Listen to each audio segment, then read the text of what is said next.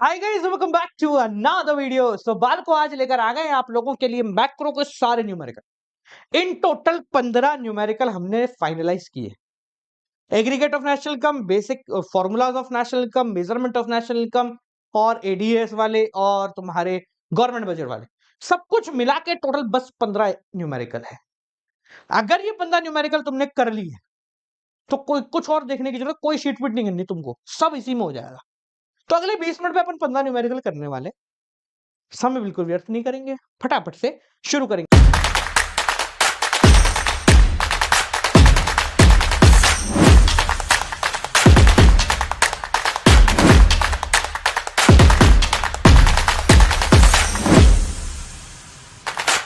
अब न्यूमेरिकल कर रहे हैं, क्वेश्चन कर रहे हैं, बहुत छट के क्वेश्चन लाओ, हो सकता है कुछ क्वेश्चन तो पेपर में ही आ जाए इनमें से।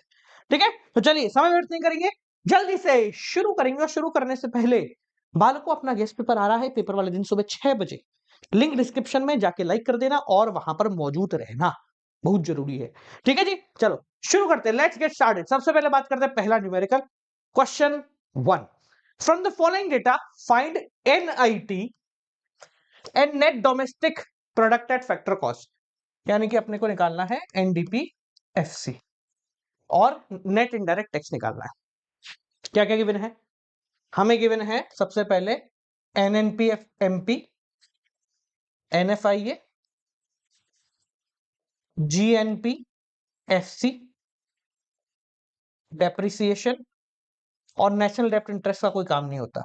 ये जब प्राइवेट इनकम थी तुम्हारे कोर्स में तब आता था, अब नहीं आता। ये सिर्फ गुमराह करने के लिए दिया जाता है। देखो, इस प्रकार के क्वेश्चन को करने का बहुत आसान तरीका है। जिनके पास हमारी हेल्प बुक है उसमें तो ये क्वेश्चन शायद डायरेक्टली मिल जाएगा। क्या होता है, हम कुछ नहीं करेंगे, एक से दूसरे की तरफ पहुंचते हैं, रास्ते में आंसर पड़ा मिलेगा। देखो फॉर एग्जाम्पल मान लीजिए हमें जीएनपी एफसी तक पहुंचना है और हम पढ़े हैं एनएनपी एमपी तक। ठीक है, तो नेट से ग्रॉस के लिए प्लस डेप्रिसिएशन, नेशनल नेशनल बराबर, प्रोडक्ट प्रोडक्ट बराबर, मार्केट प्राइस से फैक्टर कॉस्ट के लिए माइनस एनआईटी। सिंपल, ठीक है। हाँ जी, ये कितना है? ये क्वेश्चन में गिवन है आपको 1300। ये कितना गिवन है? 1400। डेप्रिसिएशन कितना गिवन है? 100 और माइनस एनआईटी, ये पता नहीं है।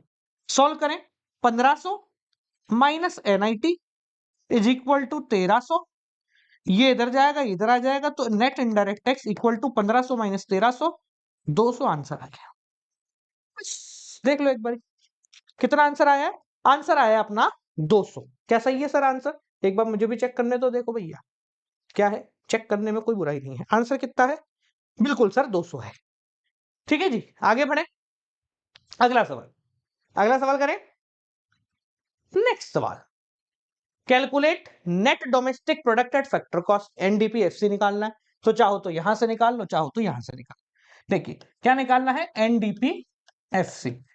ठीक है जी, यहां से निकालते हैं, हमारी इच्छा हो वहां से निकाल लेंगे। नहीं रुको, एनएफआई है ना, हाँ निकालो। जीडीपीएफसी गिवन है, ग्रॉस से net minus depreciation, domestic domestic बराबर है, बराबर है। अरे जी एनपी है भैया, मरवाएगा भाई तो अभी पहली। हाँ जीएनपीएफसी, हाँ नेशनल से डोमेस्टिक के लिए माइनस एनएफआई है और फैक्टर कॉस्ट बराबर है। ये कितना है भैया? ये क्वेश्चन में गिवन है 1300, डेप्रिसिएशन है 100 और एनएफआई कितना है? Net factor income from abroad minus 20, minus 20। तो ये हो गया 1200 और माइनस माइनस हो गया plus 20, that is equal to 1220। ये अपना आंसर आ गया है एनडीपीएफसी का। ये लो भैया, एनआईटी आया 200 और एनडीपीएफसी आया 1220। ठीक है जी, चलो अगला सवाल। Suppose that the GDP at market price of a country, GDP at market price for a country for a particular year was 1100। ठीक है, net factor income from abroad was, NFI given है 100, NIT net indirect tax minus subsidy, indirect tax minus subsidy वही NIT 150, national income एनएनपीएफसी ठीक है 850। आपको क्या निकालना है? Aggregate value of depreciation, depreciation निकालना है। तो जब भी कोई एग्रीगेट निकालना होता है, एक से दूसरे के बाद पहुंचो, आ जाएगा आंसर। तो मान लेते हैं कि हम जीडीपी एमपी पे पहुंच रहे हैं। कहां से? एनएनपीएफसी से, तो यहां से यहां पहुंचना है अपने। नेट से ग्रॉस पे जाना है प्लस डेप्रिसिएशन, नेशनल से डोमेस्टिक पे जाना है माइनस एनएफआईए, और फैक्टर कॉस्ट से मार्केट प्राइस पे जाना है प्लस एनआईटी। बस सिंपल हो गया। ये है 1100, एनएनपीएफसी कितना है 850, डेप्रिसिएशन हमें पता नहीं है, एनएफआईए कितना है 100 और एनआईटी कितना है 150। ठीक है जी, तो ये हो गया 900 प्लस डेप्रिसिएशन 1100, ये इधर चला जाएगा तो 1100 minus 900, 200 is equal to depreciation. ये लो भैया, दूसरा सवाल भी सॉल्व। जो मैं सवाल करा रहा हूं इसी प्रकार के सवाल आपके बोर्ड एग्जाम में आएंगे। ठीक है, मैं फालतू के सवाल नहीं करा रहा हूं, बहुत सारे सवाल नहीं करा रहा हूं, मात्र 15 सवाल है। 2 हो गए, अगले पे आए तीसरा सवाल। ये दो भैया, इस प्रकार का सवाल काफी ज्यादा देखने को मिलता है, किसी एक सेट में ऐसा सवाल आना तय है। ठीक है जी, तो देखते हैं। Find out on the basis of the following. ठीक है ठीक है ठीक है, find out value added by firm A and firm B. ठीक है, तो वैल्यू एडेड का फॉर्मूला मैं यही लिख दूं, वैसे तो खाली स्लाइड है हमारे पास, और gross value added factor cost आपको निकालना है। ठीक है, यानी कि जीडीपी एफसी। ठीक है, पहली बात तो वैल्यू एडेड देखते हैं, बाद में देखेंगे जीडीपी एफसी को। तो वैल्यू एडेड का फॉर्मूला क्या होता है, मैं लिख देता हूं।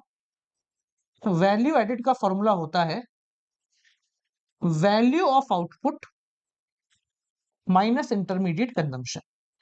अगर वैल्यू ऑफ आउटपुट नहीं गिवन हो तो क्या करते हैं, sales plus change in stock. ये भी नहीं मिलता तो फिर डोमेस्टिक सेल या प्राइस एंड क्वांटिटी वगैरह देखते हैं, भी देखते हैं क्वेश्चन में क्या है, उसके हिसाब से बात करें। हाँ भैया, sales by firm A directly given है, purchase from firm B by firm A, यानी कि आईसी ऑफ ए। ठीक है, purchase from firm A by firm B, ओहो, आईसी ऑफ बी करना क्या है हमें ये तो समझा दो। हाँ जी, sales of firm B given है, sales of firm A given है, closing stock of firm A, closing stock of firm B, opening stock हो रहा है भाई साहब। ठीक है, तो सिंपल है, ऐसा कुछ ज्यादा भारी है नहीं है। ठीक है ना, बहुत आसान है। हमें यहाँ पर सेल्स गिवन है तो sales plus change in stock करना है अपने को, और आईसी अपने को गिवन है, तो बहुत इजीली हो जाएगा। ठीक है, तो पहले वैल्यू एडेड बाय फर्म ए निकालते हैं। तो सेल्स बाय फर्म ए कितना है, सेल्स है 100 plus change in stock. Change in stock देखें, चेंज इन स्टॉक मतलब क्लोजिंग माइनस ओपनिंग, ओपनिंग। ठीक है, तो क्लोजिंग कितना है 20, और ओपनिंग कितना है नीचे से थर्ड 25, है ना, ठीक कह रहा हूं ना मैं। ठीक है, तो 20 माइनस 25, मैं शॉर्ट में करा रहा हूं क्योंकि ये सब आपको आता है यार कैसे इसको लिखना है, अपन आंसर पे फोकस कर रहे हैं। ठीक है ना, इंटरमीडिएट कंजम्पशन आईसी ऑफ ए 40, लीजिए 100 माइनस 5 माइनस 40, तो ये हो गया 55। ये लीजिए वैल्यू एडेड बाय ए, ये देख लो भाई। सो मैं साइड हो रहा हूं, एक बार देख लीजिए। Value added by firm A हमारे को गिवन है 55। ठीक है, अब वैल्यू एडेड बाय बी देखें, वैल्यू एडेड बाय बी, तो वही sales plus change in stock minus intermediate consumption. Sales कितनी है भैया बी की, बी की सेल ज्यादा है, डबल है 200, plus change in stock closing minus opening. Closing stock कितना है, closing stock of firm B 35 and opening is 45। ठीक है, तो ये -10 हो गया, 35 माइनस 45। और आईसी कितना है इसका, intermediate consumption, intermediate consumption purchase from firm A by firm B, ये रहा 60। आपस में ही खरीदारी कर ली इन्होंने, 200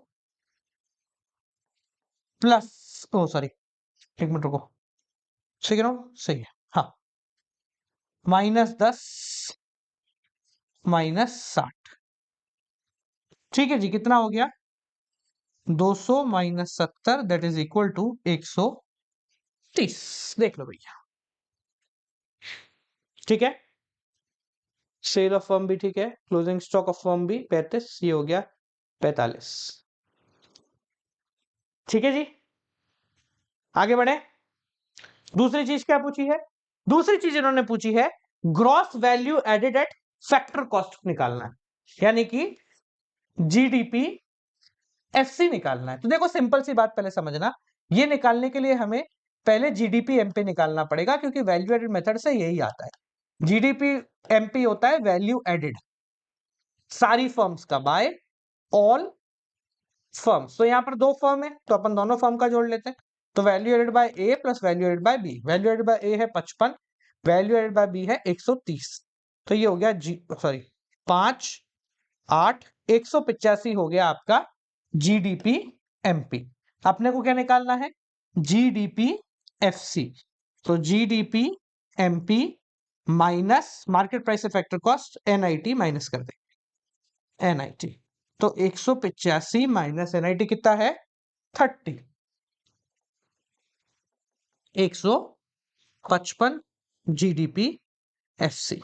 देख लो भैया, देख लीजिए, सिंपल था क्वेश्चन में, ज्यादा कुछ नहीं है। ठीक है, कुछ लोगों को यहां कंफ्यूजन हो सकता है purchase from firm B to firm A. देखो इसने क्या बोला, फर्म बी से खरीदा गया है, फर्म ए ने खरीदा है। तो फर्म ए ने खरीदा है तो वो रॉ मटेरियल होगा फर्म ए का। ठीक है, सिमिलरली ये फर्म बी का रॉ मटेरियल है, ये आपस में ही खरीद रहे हैं रॉ मटेरियल, पता नहीं क्या है। चलिए अगला सवाल, calculate net value added at factor cost. हाँ भाई,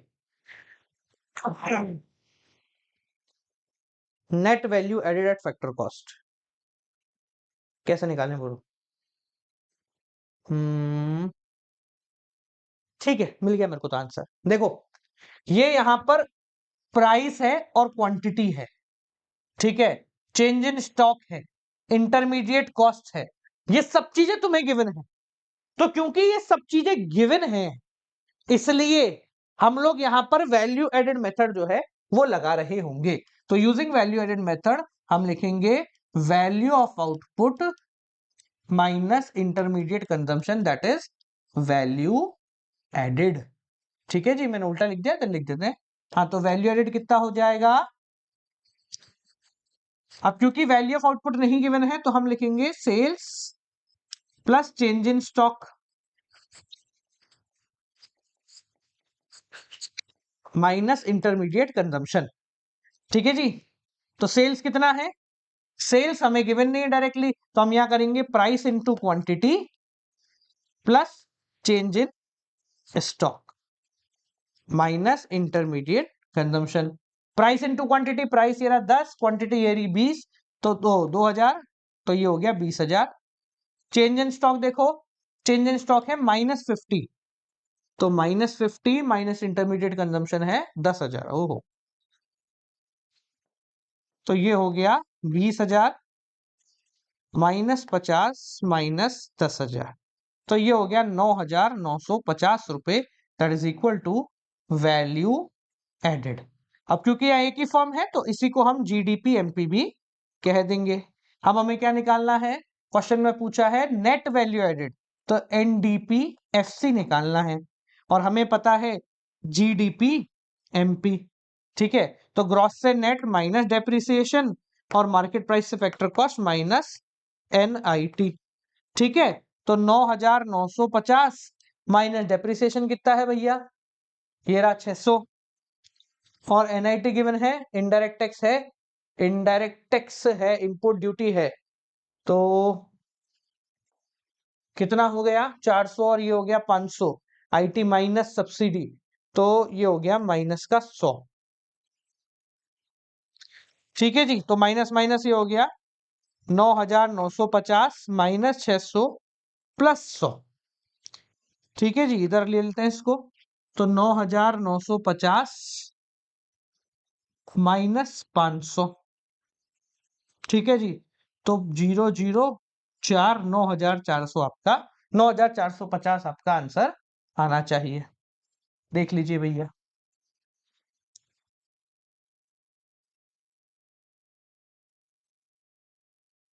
देख लो, बड़ा सिंपल था ये।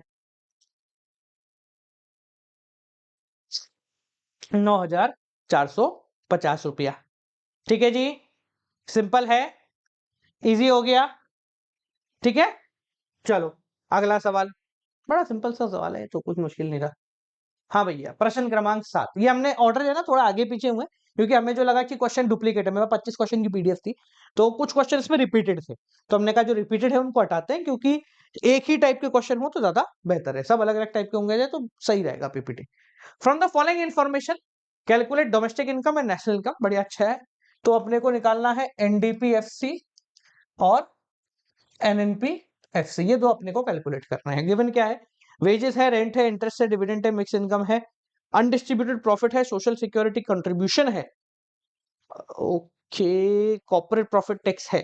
ठीक है, तो ये हमें बेसिकली इनकम मेथड का इस्तेमाल करना है, तो इनकम मेथड का इस्तेमाल करते हैं एनडीपीएफसी के थ्रू। तो compensation to employees plus rent plus royalty plus interest plus profit plus mixed income, ठीक है, सीक्वेंस से चलेंगे। तो कंपनसेशन टू एम्प्लॉइज नहीं है, तो वेजेस लिया और सोशल सिक्योरिटी कंट्रीब्यूशन लिया, ठीक है जी। तो 10,000 और ये हुआ 400, तो ये हो गया 10,400, ठीक है। प्लस रेंट कितना है 5,000, रॉयल्टी कितना है, रॉयल्टी है क्वेश्चन में नहीं है तो जीरो, इंटरेस्ट कितना है 400, प्रॉफिट कितना है, प्रॉफिट डायरेक्टली है क्या क्वेश्चन में नहीं है, तो जब प्रॉफिट नहीं होता तो तीन चीजें मिला के प्रॉफिट बनाती हैं, corporate tax plus undistributed profit यानी कि रिटेन्ड अर्निंग प्लस डिविडेंड, ठीक है ना। मिक्स्ड इनकम दे रखी है, मिक्स्ड इनकम ये रही 400, 400, ठीक है जी। तो पहले बाकी चीजों को जब तक टैक्स को अलग रखेंगे, जब तक कोई एक टर्म पे ना पहुंच जाए जब तक अपन ब्रैकेट नहीं खोलेंगे। तो 10,400 प्लस 5,000 तो 15,400, 15,800 और ये हो गया 16,200 प्लस, हाँ भैया टैक्स कितना है कॉर्पोरेट टैक्स 400, रिटेन अर्निंग यानी अनडिस्ट्रीब्यूटेड प्रॉफिट 200, डिविडेंड है, डिविडेंड है, और भाई इतना महंगा डिविडेंड 3,000 का, ठीक है जी। तो 16,200 प्लस 3,600, ओहो 19,800, दैट इज इक्वल टू क्या आ गया अपना एनडीपीएफसी, यानी कि डोमेस्टिक इनकम तो आ गई अपनी 19,800, देख लो भैया, ठीक है। अब निकालते हैं नेशनल इनकम, नेशनल इनकम मतलब एनएनपीएफसी, that is equal to NDPFC और डोमेस्टिक से नेशनल प्लस एनएफआईए, ठीक है। तो 19,800 प्लस एनएफआईए देखो कितना है 1,000, तो ये हो गया 20,800, ये हो गया तुम्हारी नेशनल इनकम, ठीक है। याद रखना जब आप आंसर लिखें तो इसमें अगर करोड़ वगैरह लिखा हो तो आपको करोड़ वगैरह लिखना है, और इसमें नहीं लिखा हो तो आपको फिर करोड़ वगैरह को नहीं लिखना है, ठीक है जी। समझ में आ गया, क्लियर है, कितना आसान है, मुश्किल लग रहे हैं, बिल्कुल नहीं लग रहे सर। चलिए अगला सवाल, calculate national income by income and expenditure method, income और एक्सपेंडिचर मेथड से नेशनल इनकम निकालनी है, ये होमवर्क में करो, सेम हो गया ये वाला, है ना, ये होमवर्क में कर लेना, एक ही आएगा दोनों से आंसर, मैं आंसर बताता हूँ कितना आएगा, आंसर आएगा 110 if I am not wrong, अगर ये गलत होता है तो मैं कमेंट में बता दूंगा, बाकी मेरे हिसाब से यही होगा आंसर, ठीक है ना। चलो अगला सवाल, अब अपन बात करते हैं थोड़े से एग्रीगेट डिमांड वाले और नेशनल इनकम के अदर टाइप ऑफ क्वेश्चंस की, या एक काम करो ना, रुको करा ही देता हूं मैं, क्योंकि एक्सपेंडिचर मेथड नहीं आया तो अपन एक्सपेंडिचर मेथड के थ्रू निकाल लेते हैं, इनकम मेथड के थ्रू तो निकाल लिया, एक्सपेंडिचर मेथड तक नहीं किया है, तो एक्सपेंडिचर मेथड के थ्रू निकाल देते हैं। तो जब एक्सपेंडिचर मेथड के थ्रू कैलकुलेट करते हैं तो हमारे पास आता है जीडीपी एमपी, चार चीजें होती हैं, private final consumption expenditure, government final consumption expenditure, gross domestic capital formation plus net export, ठीक है। ये चार चीजें ढूंढनी है, ढूंढो। पहले private final consumption expenditure, government final consumption expenditure, gross domestic capital formation, तो देखो ये है net domestic fixed capital formation, तो अगर ग्रॉस डोमेस्टिक कैपिटल फॉर्मेशन नहीं होता तो दो चीजें होती हैं, gross fixed capital formation plus change in stock, ठीक है। प्लस नेट एक्सपोर्ट कितना है -5, तो यह लिखा -5। बाकी सब चीजों को जोड़ते हैं 100 और 20, 120 -5 हो गया 115। हाँ भाई, अब यहां ध्यान से देखना, ग्रॉस फिक्स कैपिटल फॉर्मेशन चाहिए होता है, यहां पर है नेट फिक्स कैपिटल फॉर्मेशन, कोई दिक्कत नहीं है। तो हम लिखेंगे net fix capital formation plus इसमें ऐड कर देते हैं डेप्रिसिएशन, तो ये हो जाएगा ग्रॉस फिक्स। नेट में डेप्रिसिएशन ऐड करेंगे तो ग्रॉस हो जाएगा। तो यहां हमें ग्रॉस फिक्स कैपिटल फॉर्मेशन चाहिए, या नेट फिक्स कैपिटल फॉर्मेशन है, तो हम इसमें डेप्रिसिएशन ऐड कर दिया, यानी कि इसमें डेप्रिसिएशन ऐड कर दो, कितना है भैया डेप्रिसिएशन?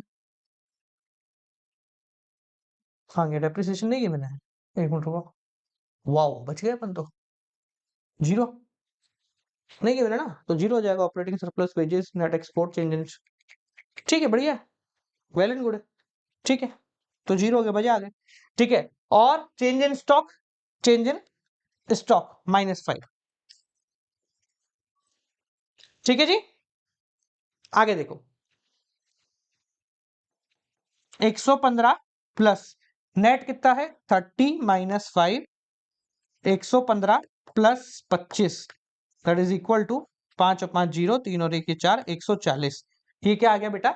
GDP MP. आपको क्या निकालना है? नेशनल इनकम, तो एनएनपी एससी जीडीपी एमपी से, ग्रॉस से नेट माइनस डेप्रिसिएशन वो जीरो ही है, डोमेस्टिक से नेशनल प्लस एनएफआईए और मार्केट प्राइस से फैक्टर कॉस्ट माइनस एनआईटी, ठीक है। तो ये कितना आ रहा है? ये आ रहा है 140 माइनस डेप्रिसिएशन तो जीरो है। एनएफआईए देखिए, net factor income from abroad, NFIA -10 है। एनआईटी सब्सिडी 5 गिवन है, इनडायरेक्ट टैक्स देखो, इनडायरेक्ट टैक्स 25, तो 25 -5 हो गया 20, 140 -30 दैट इज इक्वल टू 110, जो मैंने आपको पहले बताया था, और यही आपका उत्तर है, ठीक है। साइड हो देख, अरे आसान होते हैं, आपको बहुत बिल्कुल फ्लो में चलो, आ जाएगा आंसर, लियो बढ़िया में, ठीक है। चलो अगला सवाल, ठीक है। देखो, इन एन इकोनॉमी, अब थोड़ा सा एग्रीगेट डिमांड वाले हैं तो छोटे क्वेश्चन है पर काम के हैं। In an if an economy is in equilibrium, देखो ये हमेशा याद रखना, जब भी इकोनॉमी इक्विलिब्रियम में होगी it means S is equal to आई।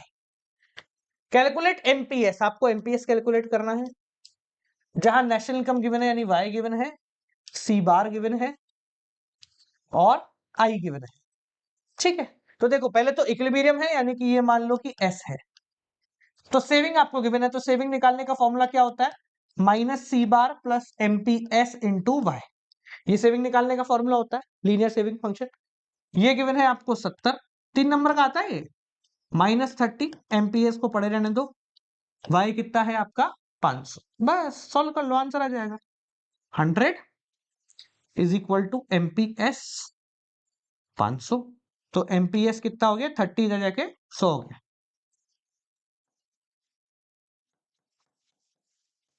1/5, यानी कि एमपीएस इज इक्वल टू 0.20, चाहो तो एमपीसी भी निकाल दो 0.80, लो हो गया आंसर।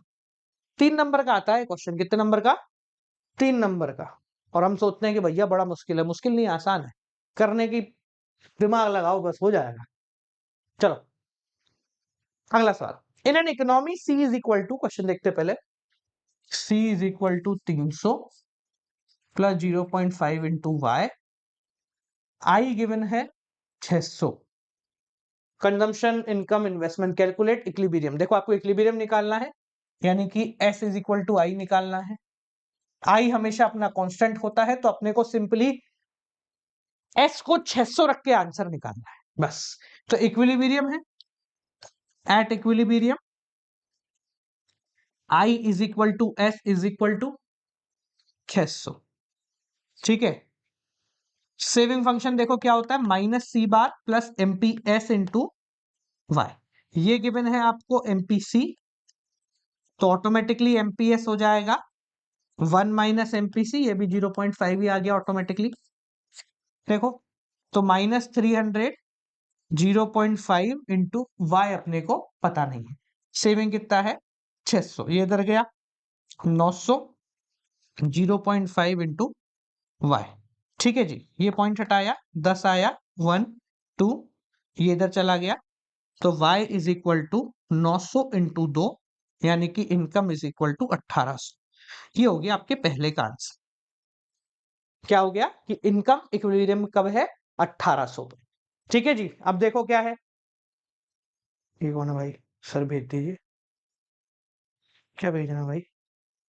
अच्छा, ठीक है। बी पूछा है आपसे कंजम्पशन एट इक्विलिब्रियम। अरे यार क्या सवाल पूछा है, कंजम्पशन एट इक्विलिब्रियम, तो इसमें तो कोई दिक्कत ही नहीं है। y इज इक्वल टू 1800 पे कंजम्पशन निकालना है, y is equal to C plus I होता है। सी प्लस आई ले लो, सी प्लस एस ले लो, दोनों एक ही बात है क्योंकि इक्विलिब्रियम है। सी कितना है, ये आई 600, ये लो, तो 1200 का आ गया तुम्हारा कंजम्पशन। जो लोग इसमें वैल्यू पुट करके निकालना चाहते हैं वो इसकी जगह आप वो 1800 रखोगे तो भी अपना कंजम्पशन आ जाएगा, कोई दिक्कत की बात इसमें नहीं है। ठीक है जी, सिंपल। अगला सवाल, in an economy C is equal to, same ही क्वेश्चन हो गया क्या? सेम ही हो गया ना? ठीक है, हाँ सेम हो गया यार, ये तो सेम टू सेम हो गया। 3000 कैलकुलेट सेम हो गया, सेम टू सेम क्वेश्चन हो गया बस। ठीक है, सेम है, तो इसमें ज्यादा माथा नहीं मारेंगे, same to same question. Answer बताऊं इसका? वो आंसर निकाल के दे देता हूँ तुमको। सेम क्वेश्चन हो गया, ये वाला शायद डिलीट करना भूल गया हमारी तरफ से। 32,000 और 29,000, 32 एंड 29,000 एज पर हमारा दिमाग, मतलब जो मेरे पास आंसर है, अगर इसमें कुछ कमती बढ़ती होती है तो देख लिया जाएगा। ठीक है ना? नहीं वैसे तो सही होना चाहिए, देख लेते हैं। ठीक है ना, वैसे तो सही होना चाहिए, या चलो करा ही देता, हटाओ ना यार, क्यों माथा मार रहा हूँ मैं। देखो वही सेम टू सेम अपन करेंगे। तो s is equal to I is equal to 3000 minus C bar plus M P S into Y, 3000 minus 200, M P S कितना है, ये एम पी सी है तो एम पी एस हो गया 0.1 इंटू वाई, ये हो गया 3200, आ गया ना, वही आ रहा है 0.1 इंटू वाई, ये आया नीचे आया 10, ये इससे गुणा हुआ, तो ये हो गया 32,000 इज इक्वल टू वाई। ठीक है, तो 32,000 वाई है तो Y is equal to C plus S हो गया, या सी प्लस आई हो गया, इज इक्वल टू 3000, ये इधर गया तो 29,000 बिल्कुल परफेक्ट है, सही है आंसर। ये लो जी, बिल्कुल सही। ठीक है, अगला सवाल। हाँ भाई, इन an economy the consumption function of, ये बताओ भाई, सेम टू सेम सवाल है, 1 मिनट लगाओ सॉल्व करो उसको, फटाफट सॉल्व करो। तब तक मैं एक सवाल और निकाल दो, इन्होंने वो वाले सवाल दिए नहीं क्या, करंट प्राइस कांस्टेंट प्राइस वाले। देखते अगर नहीं दिया होगा ना तो मैं अपनी बुक में से एक निकाल लेंगे, अपनी हेल्प बुक में से एक निकाल लेंगे। ठीक है ना, ये तो सिंपल क्वेश्चन हो गया, कंजम्पशन इन्वेस्टमेंट एक्सपेंडिचर इक्विलिब्रियम निकालना है। अच्छा, ये बताना है कि क्या हम इक्विलिब्रियम पे हैं। ठीक है, सो इक्विलिब्रियम लेवल पे से भी निकाल लो, इक्विलिब्रियम पे है क्या 2000, जब हमारी इनकम होगी तो क्या हम इक्विलिब्रियम पे हैं? तो ठीक है, y इज इक्वल टू 2000 रखो, अगर आपका सेविंग इज इक्वल टू आई आ रहा है एट 2000 तो ठीक है, आई कितना है 500, अगर ये 500 जस्टिफाइड है तो वेल एंड गुड है। ठीक है, चाहो तो सेविंग को रख के देख लो, दोनों ही तरीकों में से सारे, मतलब दोनों ही तरीके सही है, ये रख के देख लो, अगर आ रहा है 2000 वाई तो ठीक है, नहीं आ रहा तो कोई दिक्कत नहीं है। देखें, ये भी 0.5 ही रह जाएगा, 500, 750, नहीं कहाँ आ रहा है यार, 0.5 इंटू वाई, पॉइंट हटाया, 1 2 1500 आएगा भाई, 2000 थोड़ा ना है। No, no we are not at equilibrium at 2000, और इसका रीजन जो है, आंसर नो होना चाहिए ना 13 का, 1500 आ रहा, बिल्कुल सही है, नो, यस, नहीं है भैया इक्विलिब्रियम 2000 पे, 1500 पे आ रहा। ठीक है, in an economy 75% of increase in income is spend on consumption expenditure, on consumption, investment is increase by 1000 crore, calculate total value to increase in income and total increase in consumption. बड़ा simple है, देखो simple question है, क्या बोला है, एक economy में 75% increase जो है वो होता है इनकम का ऑन कंजम्पशन, मतलब del C by del Y is equal to 75% और इज इक्वल टू 3/4, और इज इक्वल टू 0.75। ये आपको गिनना है कि जब जब हमारी इनकम बढ़ती है तो उसका 75% जो है हम कंजम्पशन कर लेते हैं, 75 नहीं 75। और ये लो भाई, हट जा तू। हाँ, विथ 75% मतलब 3/4 या फिर 0.75। तो ये है तुम्हारा एमपीसी गिवन है आपको 0.75। ठीक है, तो एमपीएस कितना हो गया 0.25। आगे बढ़ो, क्या पूछा है। इन्वेस्टमेंट इज इंक्रीज्ड बाय, अच्छा चेंज इन इन्वेस्टमेंट है 1000। हमें बताना है कि इनकम कितनी बढ़ेगी। ठीक है, तो यहां पर मल्टीप्लायर आपको निकालना पड़ेगा।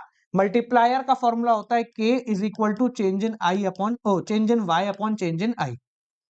ठीक है, और यहीं पे के का एक और फॉर्मूला होता है 1 अपॉन एमपीएस। इस फॉर्मूले को इस्तेमाल करो,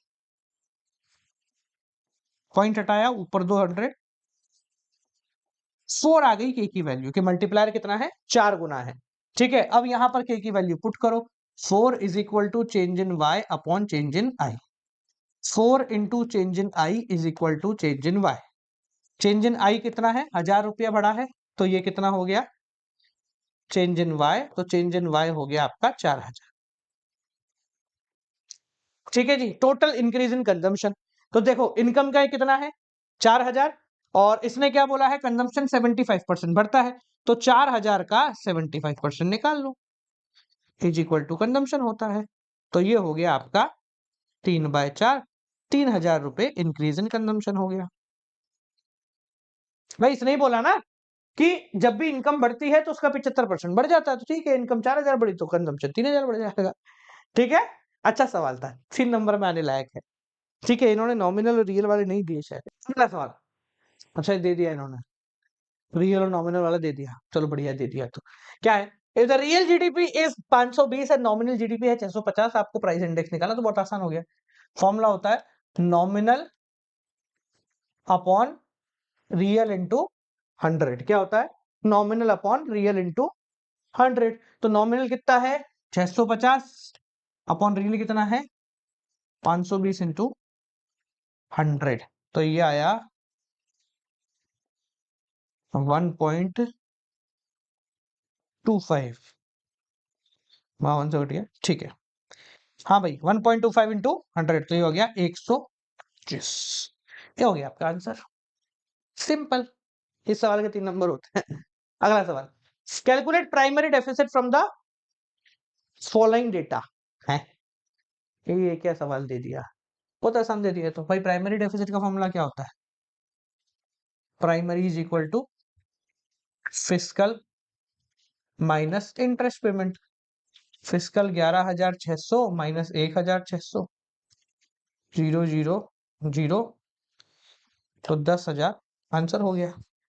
देख लीजिए भैया, सिंपल सवाल हो गया है। तो फॉर्मूला, अच्छा 1 नंबर वाला एमसीक्यू वाला क्वेश्चन है, 1 नंबर में तो आएंगे तुम्हारे। ठीक है, एक और सवाल करते हैं। तीनों निकालने हैं, रेवेन्यू फिस्कल और प्राइमरी। ठीक है, revenue expenditure, capital expenditure, revenue receipt, capital receipt, interest payment और बोराइंग। ठीक है, इसमें देखो ज्यादा है ना रेवेन्यू एक्सपेंडिचर, जैसे रेवेन्यू रिसिप्ट है तो ज्यादा से ज्यादा अगर बड़ा करें इस क्वेश्चन को तो tax revenue, non tax revenue के नाम से, मतलब इसके कंपोनेंट दिए जा सकते हैं ज्यादा से ज्यादा, इसके अलावा कुछ नहीं आता। ठीक है, कैपिटल रिसिप्ट के भी कंपोनेंट दे देते हैं, रेवेन्यू एक्सपेंडिचर इनके कंपोनेंट दे देते हैं max to max.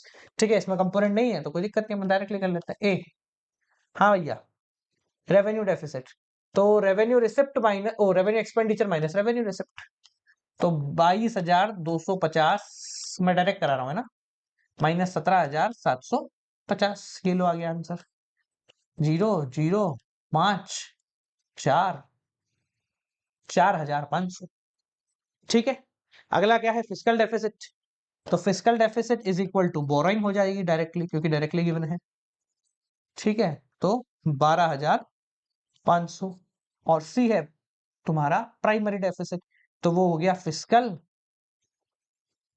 Minus interest payment, यानी कि 12,500 माइनस 5,000, तो ये हो गया 7,500। ये लो भैया, ये तीनों आ गए। ठीक है जी, अब कंपोनेंट वाला देखते हैं, पहले इसको करो, है ना, पहले ये कर लो, इसके बाद कंपोनेंट वाला देखेंगे। ठीक है, चलो। अब जो ये आखिरी सवाल में लेकर आया हूं, ये मैक्स लेवल है, यानी कि अगर तुम्हारे पास गवर्नमेंट बजट का कोई भी न्यूमेरिकल आता है तो इससे बड़ा और इससे खतरनाक नहीं हो सकता। ठीक है, चलो शुरुआत करते हैं। सबसे पहले बात करते हैं क्वेश्चन में है क्या। हमें तीनों प्रकार के डेफिसिट निकालने हैं, रेवेन्यू भी निकालना है, फिस्कल भी निकालना है और प्राइमरी भी कैलकुलेट करना है। अगर एलिमेंट्स में समझे तो एलिमेंट्स में देखो क्या है, टैक्स रेवेन्यू गिवन है, रेवेन्यू एक्सपेंडिचर है, interest received by the government on net domestic lending, अच्छा, dividend and profit on investment, ठीक है, recovery of loan, capital expenditure, proceed from sale of share in PSU और interest. ठीक है, तो बहुत सारी चीजें हैं। इन शॉर्ट आपको रेवेन्यू एक्सपेंडिचर, रेवेन्यू रिसिप्ट, तो रेवेन्यू रिसिप्ट के अंदर का एलिमेंट दे दिया इन्होंने। तो अपन एक काम करते हैं, इस प्रकार के क्वेश्चन में सिंपली जितने भी एलिमेंट्स है ना, अगर अपने को नहीं समझ में आ रहा तो अपन उनको एक करते हैं। जैसे ये देखो, टैक्स, ये क्या है, रेवेन्यू रिसिप्ट है, ये तो ऑलरेडी रेवेन्यू एक्सपेंडिचर पता है। Interest received by the government और नेट डोमेस्टिक लैंडिंग, सरकार ने लोन दिया था, इसके बदले में उसको पैसा मिला, इंटरेस्ट मिला, तो ये भी रेवेन्यू रिसिप्ट है। डिविडेंड एंड प्रॉफिट इन्वेस्टमेंट, ये भी रेवेन्यू रिसिप्ट है। ठीक है, रिकवरी ऑफ लोन, लोन की रिकवरी हो गई, तो ये कैपिटल रिसिप्ट है, ये कैपिटल एक्सपेंडिचर है। प्रोसीड फ्रॉम शेयर ऑफ, तो ये भी कैपिटल रिसिप्ट है। ठीक है, तो जितने टुकड़े थे ना, हमने उन टुकड़ों को क्या कर लिया, एक कर लिया। लास्ट है इंटरेस्ट पेमेंट, तो इंटरेस्ट पेमेंट तो काम आता ही है। ठीक है, तो मैं एक बार रेवेन्यू रिसिप्ट लिख लेता हूं, कितनी है सरकार की, तो 1037, 400 और ये है 600, है ना, तो ये हो गया 2037, ये हो गई रेवेन्यू रिसिप्ट। क्या निकालना भैया, रेवेन्यू डेफिसिट, तो ये निकाल लेते हैं। रेवेन्यू एक्सपेंडिचर कितना है, 2811 माइनस 2037, कितना हो गया ये, 4, ये हुआ 10 तो 7 और ये हुआ 7, 774, कितना आया, 774 आ गया अपना रेवेन्यू डेफिसिट। ठीक है जी, क्लियर हो गया। एक सेकंड रुको, चेक कर लेते एक बार आंसर। रेवेन्यू डेफिसिट 774, बिल्कुल सही है। चलो फिस्कल डेफिसिट की बात करें तो फिस्कल डेफिसिट होता है बोरोइंग माइनस इंटरेस्ट पेमेंट, पर यहां पर क्योंकि बोरोइंग नहीं गिवन है तो हम क्या करते हैं, total expenditure minus total receipt. अगले पेज पे लिखूंगा मैं इसको, जगह अपने पास कम है, तो total expenditure minus total receipt. Total expenditure मतलब revenue plus capital expenditure minus revenue plus capital receipt. ठीक है जी, देखो बड़ा सिंपल है तो। ठीक है जी, देखो सबसे पहले अपने क्या लिखते हैं, रेवेन्यू एक्सपेंडिचर 2811 और कैपिटल एक्सपेंडिचर कितना है, ये लिखा 574। ठीक है, रेवेन्यू रिसिप्ट अभी अपन ने निकाली ली 2037, कैपिटल रिसिप्ट अपन ने ये लिखी हुई और ये लिखी हुई, तो 135 और 100, 235। ठीक है जी, आ गया लो आंसर, 5, 8, 3, 3। ठीक है जी, 12, 6 और 1 7। ठीक है, तो ले ये भी हो गया, 3, 1, 1, 1 है, ठीक है, 1, 1, 1, 3, अच्छा 1113, बिल्कुल सही है फिस्कल डेफिसिट भी। चलो आगे बढ़ते हैं, अगला क्या है, अगला निकालना है आपको प्राइमरी डेफिसिट, ये डायरेक्टली यही निकाल लेते हैं अपन। क्या है, फिस्कल माइनस इंटरेस्ट पेमेंट, तो फिस्कल है 1113 माइनस इंटरेस्ट पेमेंट कितना है 1013, 1013, क्या बात है, 100 रुपए आ गया, ये आ गया आपका 100 रुपए प्राइमरी डेफिसिट। चेक कर लेते हैं एक बार आंसर, सही है, 100 रुपए आ रहा है। ठीक है, तो ये भाई आपके सारे न्यूमेरिकल हो गए जो भी आपके कोर्स के अंदर आएंगे, इसके अलावा कुछ नहीं करना।